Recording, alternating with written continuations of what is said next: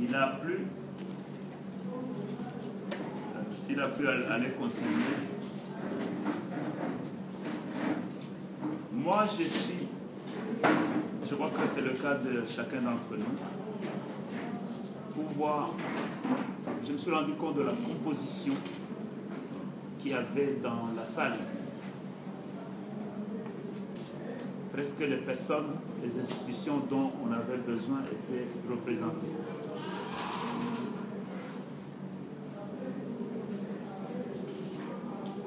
Nous avons eu la primature. Le conseiller que vous avez vu là a été envoyé personnellement par son patron, le Premier ministre. Nous avons eu l'Assemblée nationale. Nous avons eu l'environnement. Ils étaient là au point. Nous avons eu ICCN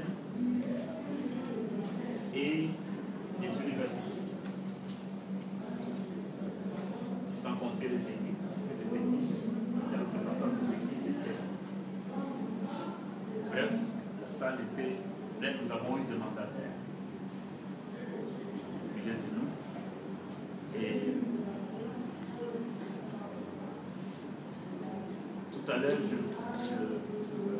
vois même la primature, avant de partir, il m'a dit, parce que nous allons vous inviter à la primature, pour que vous puissiez faire la même chose. Pour que vous puissiez sensibiliser, aider à voir quels problèmes se posent, et ainsi de suite. Alors, le président de la commission environnement,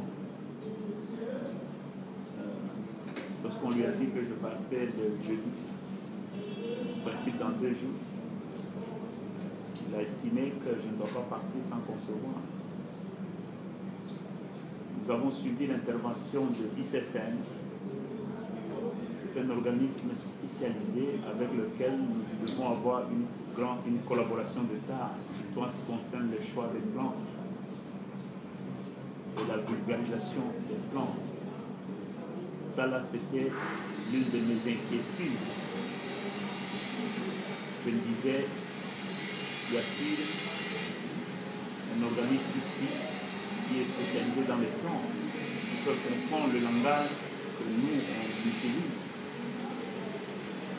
Et évidemment, avec notre laboratoire, nous serons en mesure de déterminer le type de plan qu'on utilise.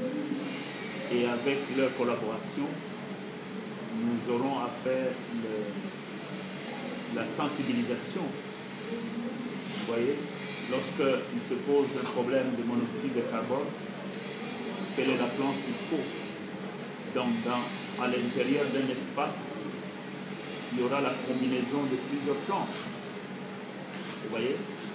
Peut-être l'une des plantes, c'est pour absorber le dioxyde de carbone, une autre plante de monoxyde de carbone, une autre plante de benzène, une autre plante d'ammoniac. Donc ça dépend de ce que l'on trouve. Voilà pourquoi tout au long du débat ou de l'exposé, j'ai insisté sur l'expertise. Vous voyez, on ne peut pas, à l'heure qu'il est, encourager que les gens mettent des plans. Il faut le passage de la commission. Voilà pourquoi lui demande suffisamment de demande sur le terrain. Quelqu'un de Massila, lorsqu'il entend comme ça, ça va passer à Lugara aussi. Ils disent, mais nous avons la pression à toi. Bongo, Nanda Mangana, et l'autre, ni. Vous voyez? Sinon, si chez lui, il n'y a que le monoxyde de carbone, et la plante qu'il prend ne traite que de l'ammoniac, vous voyez le problème de même. Il peut être satisfait psychologiquement. C'est comme lorsqu'on avait invité papa, mon père, quand j'étais encore enfant, je ne sais pas quel âge. À Uvira, nous avons vécu à Uvira des habitudes qu'on a trouvées là-bas, c'est que quand quelqu'un est malade et qu'il va à l'hôpital, s'il rentre sans avoir la piqûre, il se fâche. Donc les soins là-bas, c'était la piqûre. Je ne sais pas, ça a peut-être évolué. Si vous donnez les comprimés, les gens se fâchent. Vous voyez?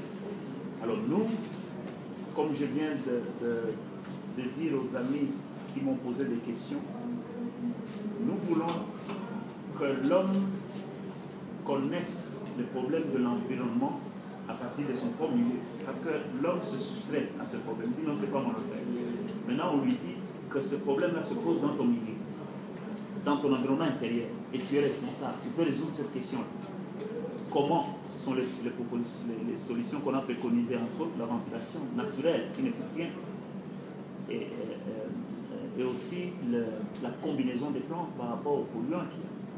Vous voyez? Et dès que l'homme comprend que l'espace intérieur, ça fait partie de l'environnement, il saura comprendre toutes les conférences de Kyoto, les conférences de Doha, à Qatar. Dans le cas contraire, voilà pourquoi nous voulons, au niveau de Family World Ministry, notre cheval de bataille, comprendre du Cambodge, parce qu'ils se disent que non, comment?